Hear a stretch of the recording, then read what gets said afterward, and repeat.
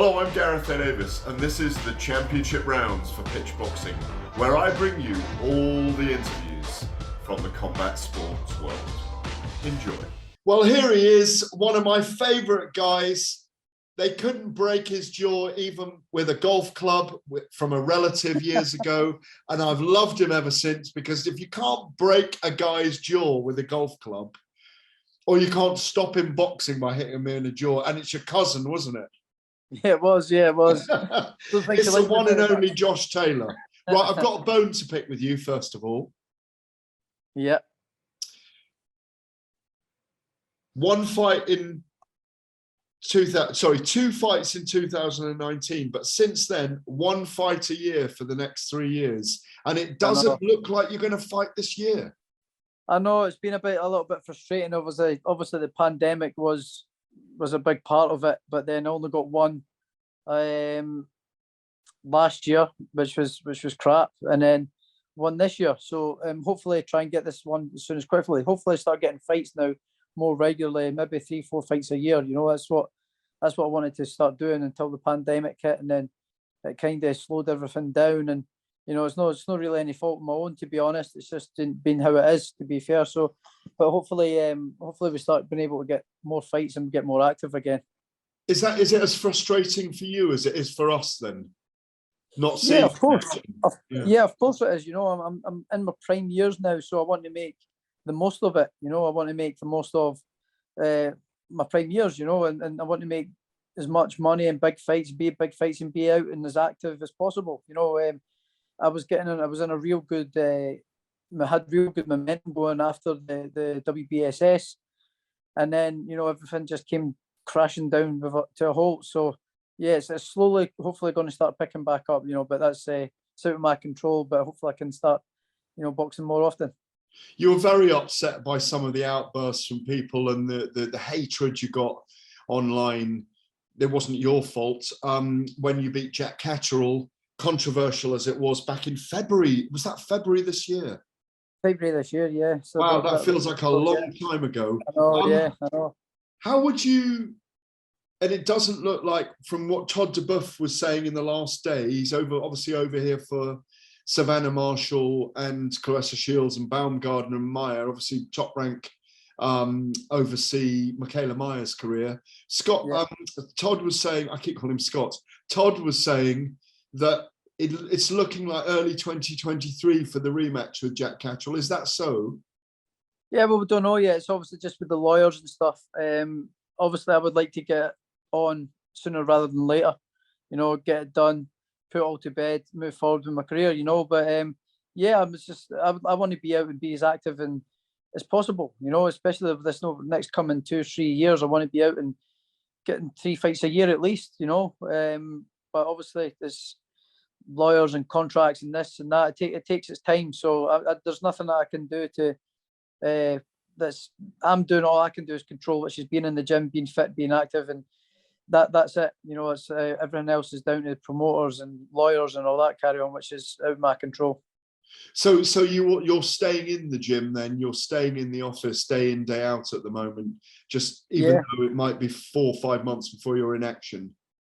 Yeah, of course. I'm always in the gym training. You know, obviously after Ramirez, you know, becoming undisputed world champion, you know, I wanted to come home, I wanted to celebrate, and things were sort of locked down, still half locked down here and things like that. And I kind of just took my eye off the ball, you know, with going into the next fight. You know, I stayed out too long, still was kind of cheating on my diet. I was kind of unmotivated, you know, because I'd been to the Mount Everest, you know, the top of Mount Everest, and it was like coming back to climb Ben Nevis. You know, it was like that was the mistake that I made. I couldn't get motivated. I couldn't get up for it. I couldn't get the fire in my belly up for the fight, you know, and that's the mistake that I made, you know. So I kind of then cut corners and training camp and things like that.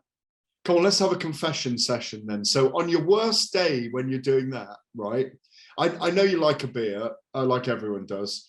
If you're on a cheat day with food, you don't start with a sea swim, do you? In Preston Pans, you go down the local cafe, don't you? Right down to the local cafe, yeah. And what do you have? What do you have? Haggis. a full Scottish breakfast. You know, that would be my cheat day. You know, my cheat meal, a full Scottish breakfast, bit of haggis and bacon and eggs, fried eggs, tatty scones. There's a thing called tatty scones as well, which is amazing as well. You need to try them. Square sausage, the full works. You know, that would be the breakfast I would go for on out of camp. So you leave there at 9:30. You're patting your belly at that point, yeah. So this worst day when you're out of camp, what do you do? Do you have a Guinness then, or do you have an ale, or what do you do? No, I would go get away with my motorbike if possible. You know, get out and go scare myself on the motorbikes and things like that. Go out with a few of my friends on the motorbikes and have a bit of fun. And then you stop off for somewhere in the afternoon for a bite to eat. Bite to eat, yeah. Again, when we've had a bit of fun and drive back, stop, go cafes and things like that. So yeah, we go good distances and stuff. So yeah, it's good. It's a good laugh. Do you go in a group when you're doing that? Because I ride a bike as well. And I always find it's much more dangerous when there's 2 or 3 or 4 of you, you know?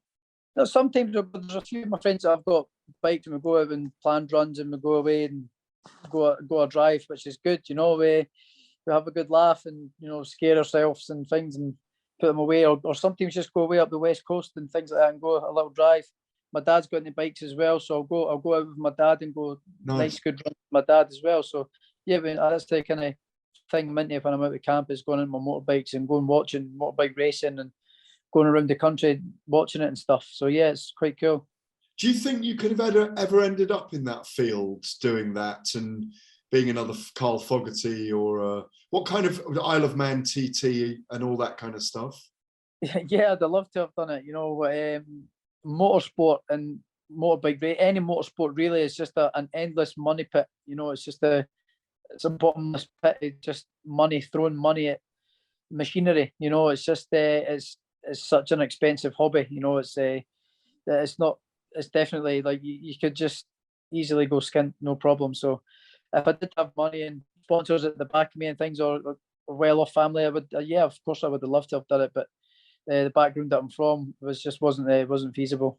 Speaking to Hannah Rankin earlier, obviously fellow Scot and world champion, 2-time world champion, not at the moment. She's a flautist and a bassoonist, and I've asked her whether music helps her boxing, and she said definitely the focus of it does when you're focused on the music and everything. Do you think there's anything when you're on a bike, riding a motorbike, that is similar in any way to the skills involved in boxing, Josh?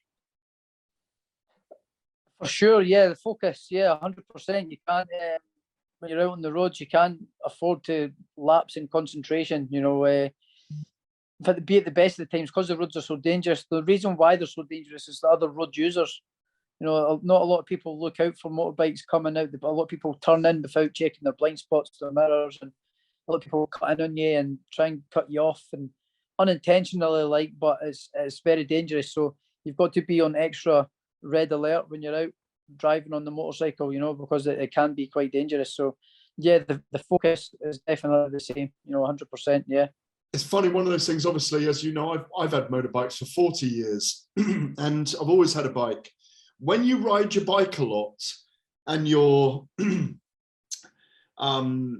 know, when the weather's great and you've been riding a lot, you start to look at the body position of people in their cars, and it tells you things as well, doesn't it? There's all kinds of weird signals, because if you don't want to sit behind cars and go, you're kind of checking the body position of someone, even if they're not indicating. You can sometimes tell, can't you? It's a weird sense when you're riding sometimes. Yeah, you just got, it's like you've got a sixth sense, you know, when you're out on a motorcycle, you know, it's you've got to just be super alert all the time and be switched on all the time. You can't afford to be looking around. You just got to be switched on. And then obviously when you can go a good bit of road, a good bit of space, the adrenaline kicks in because you're going around the corners and things like that. So it's an adrenaline rush as well. So yeah, it's just it's brilliant. And at the same time, you get good scenery up here in Scotland. The roads are beautiful, so it's good. I'm trying to get into your other career here a little bit, but big change for you. If there's anybody watching, I would definitely love to have a shot at a British Superbike or something like that. It would be great.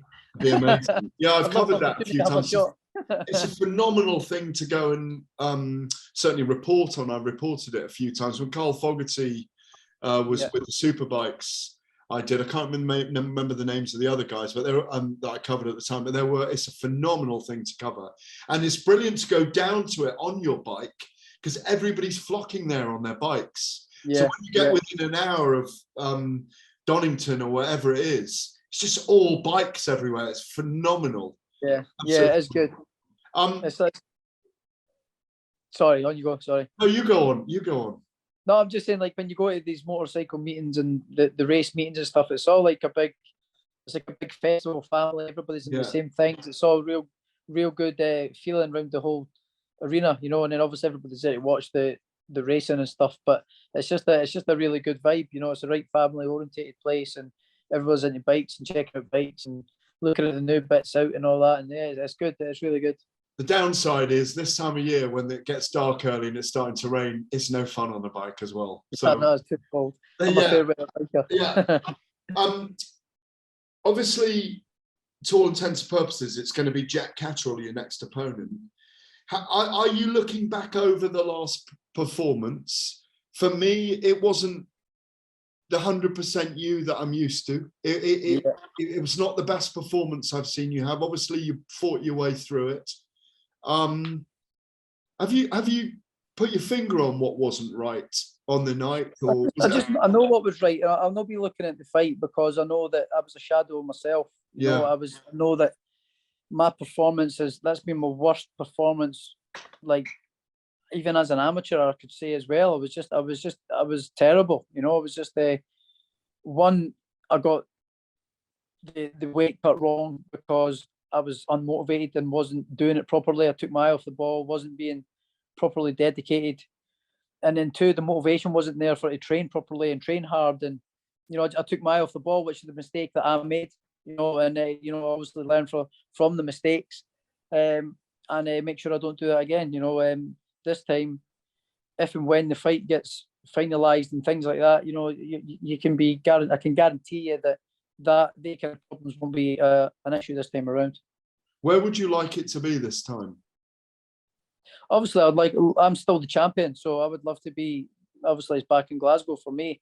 You know, at the end of the day, if Jack had won the belts, we've got the rematch on. I'd go down to Manchester. You know, that's just how it goes. You know, so I'm still the champion, so it's still up in Scotland for me. That's where I would like to have it. And how does it stand with the belts now? Well, I've let go of 3 of my belts now. So I've let go of the WBC, the WBA, and the IBF now. So I've got the WBO left. So it'll be the WBO left that's on the line. And with victory in that fight, where do you go from there? I'm not really sure. You know, I'm not going to make the same mistake again in terms of looking past things and looking into the future. I'm not making the same mistake in terms of, you know, once I win this fight, on to the next one, up to welterweight and things like that. You know, I'm not making that mistake again. You know, I've learned from mistakes that I made during the last cap in my preparation. So yeah, I'll not be doing that again.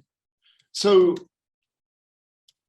you won't talk to me about will you at some point, can I ask this then, will you at some point in your career go up to welterweight, do you believe?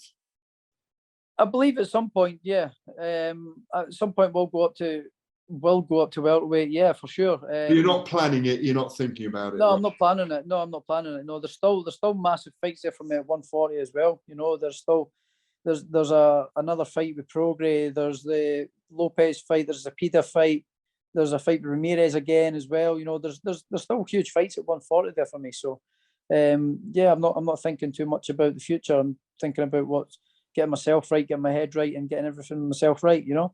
And another great matchup is Teofimo Lopez, isn't it? Yeah, that's a great matchup as well. It's a mega fight. You know, it's I agree. That is a huge fight. That is a mega fight. You know, because he is a big name, great talent, great fighter. You know, he's got the mouth, he's got the swag. You know, so it would make for a great fight. His fighting style is fantastic as well. I believe he's a great fighter too. Tell me about the switch with trainers then. You're now with Joe McNally, aren't you? So that's why you've got this drive to Liverpool. Yeah. Tell me about the switch and the decision to do that. I just felt like I needed a change, you know. I just felt like in England, down in Harlow, I just felt like I was getting a little bit stale, you know, picking up a little bit of bad habits, you know, getting taken away from what my sort of gone away from what my strengths were. You know, what makes me tick and what makes me go well, the way I work and operate. I kind of felt like I was losing it a little bit and going a little bit stale and picking up a kind of style that's not really suited to my style. But it was more just in my own head, you know. I just felt like I needed a change. I wasn't really happy down in the surroundings down there. I just needed a change. I just needed to freshen up, new start. And, you know, I had a little look at Joe and we clicked straight away. You know, we clicked straight away, and I like his style. I like his mentality. I like the way he thinks. I like it. I like he's saying all the right things.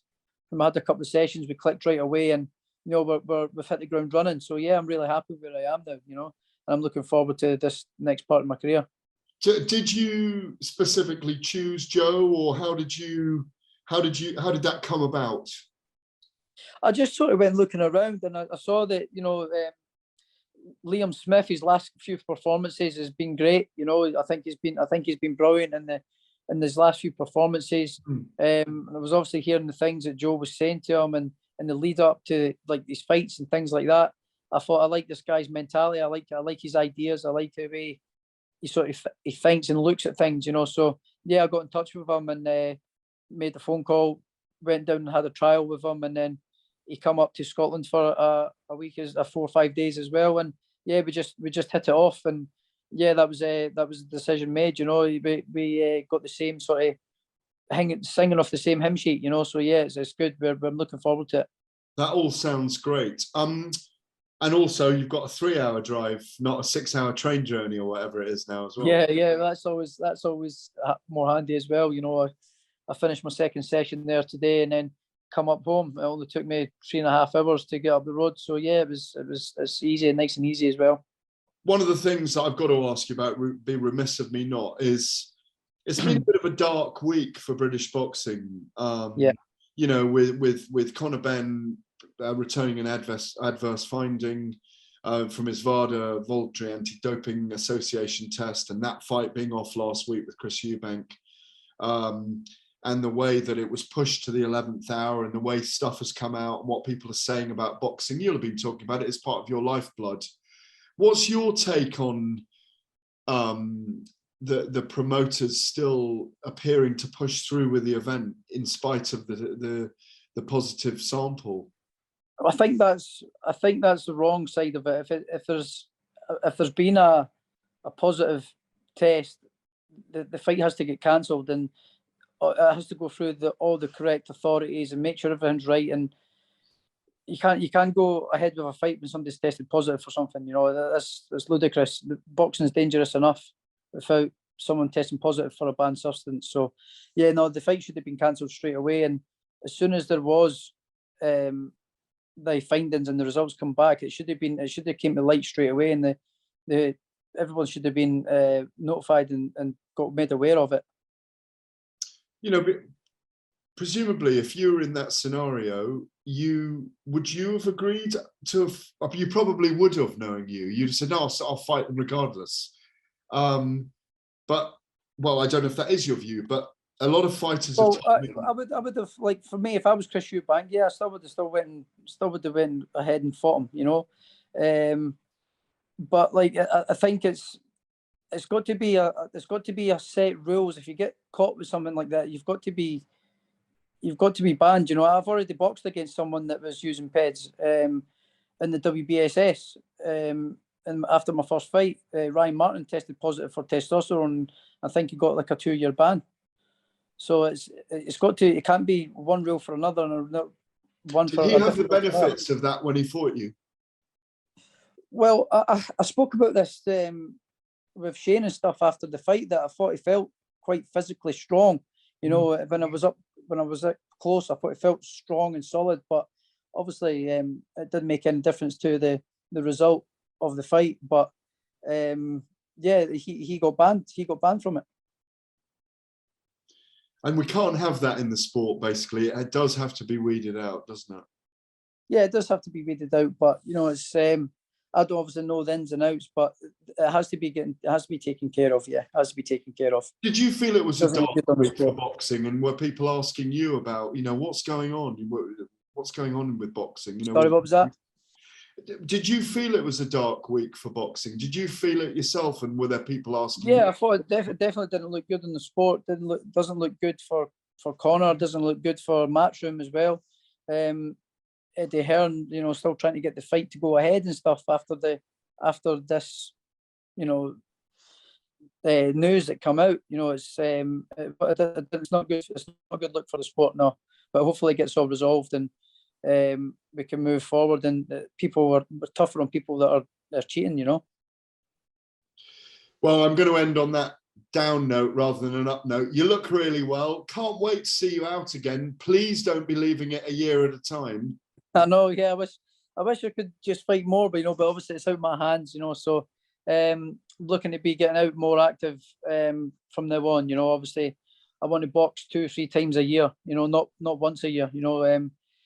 Especially with the age I'm at now. I'm now at the peak part of my career, and I should be making the most of it in terms of activity wise. And getting out and getting as much fights as possible and testing myself against the best and see how far I can go. That's what I want to do.